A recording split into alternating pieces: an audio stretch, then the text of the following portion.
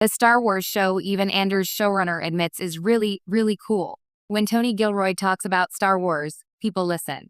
This is the man who turned a franchise known for space wizards and destiny-fueled heroics into Andor, a bleak, razor-sharp political thriller about oppression, sacrifice, and the machinery of rebellion. Gilroy doesn't gush easily.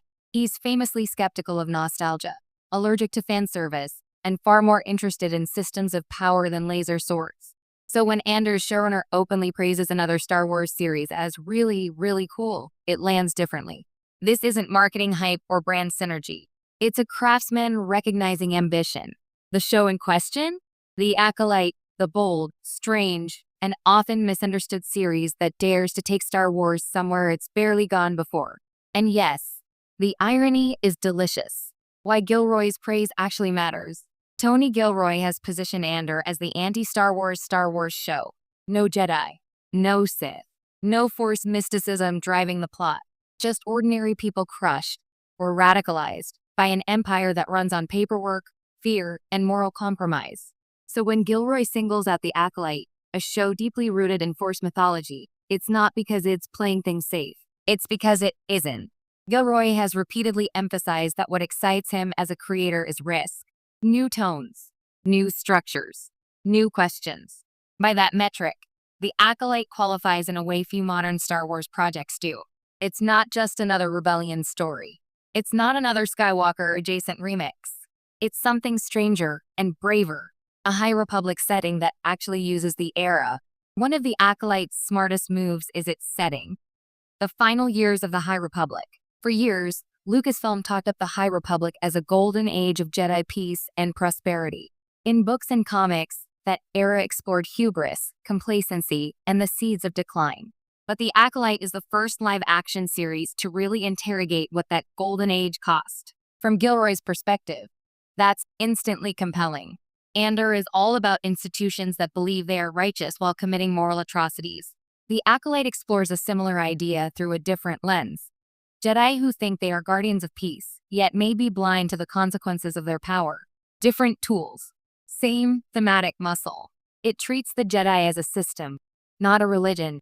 One reason The Acolyte feels so fresh, and likely why Gilroy finds it really, really cool, is how it reframes the Jedi Order.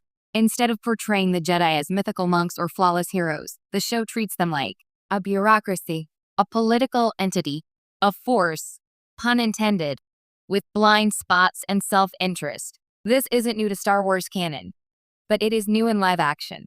Gilroy did something similar with the Rebel Alliance in Andor. He stripped away the romance and showed how messy, compromised, and morally gray rebellion actually is. The Acolyte applies that same adult gaze to the Jedi, asking uncomfortable questions that the franchise usually dodges. What happens when peace becomes policy? What happens when morality becomes procedure? What happens when those in power decide what the truth is? That's content for a writer like Gilroy, a mystery that actually respects the audience. Another reason The Acolyte stands out is its commitment to being a mystery first, Star Wars second. The show unfolds like a crime thriller, murders with unclear motives, conflicting testimonies, characters who lie to others and themselves. This structure aligns far more with Andor than with most Star Wars shows. Gilroy has often talked about trusting the audience to keep up, to sit with ambiguity, to feel uncomfortable. The Acolyte does exactly that. It doesn't rush to explain itself. It withholds answers. It allows perspectives to clash without telling you which one is right. That restraint is rare in a franchise that often feels the need to spell everything out. No nostalgia crutch. And that's huge. Here's a quiet truth about modern Star Wars. Most projects lean heavily on familiarity. Legacy characters, iconic planets, recognizable imagery. The Acolyte mostly refuses that. No Skywalkers. No Empire, no Rebellion. No Death Star-shaped emotional safety net. Instead, it introduces new characters who aren't protected by fan expectations. Anyone can be wrong. Anyone can fail. Anyone can die. That's exactly the creative freedom Gilroy fought for with Andor. And it's likely why he respects what The Acolyte attempts, even when it makes people uncomfortable. The villain isn't what Star Wars usually gives you. Without spoiling specifics, The Acolyte's antagonistic force is fascinating because it doesn't fit neatly into the Sith box fans expect. Rather than leaning on operatic evil, the show explores ideological resentment, personal betrayal, power as a response to injustice. This mirrors Andor's approach to radicalization. In Gilroy's world, villains aren't born twirling mustaches. They're shaped by systems that fail them. Seeing that philosophy applied to Force users is genuinely new territory for Star Wars television. It's willing to make fans mad. This may be the biggest reason Gilroy admires the show. The Acolyte doesn't bend over backward to reassure fans that everything they love is safe.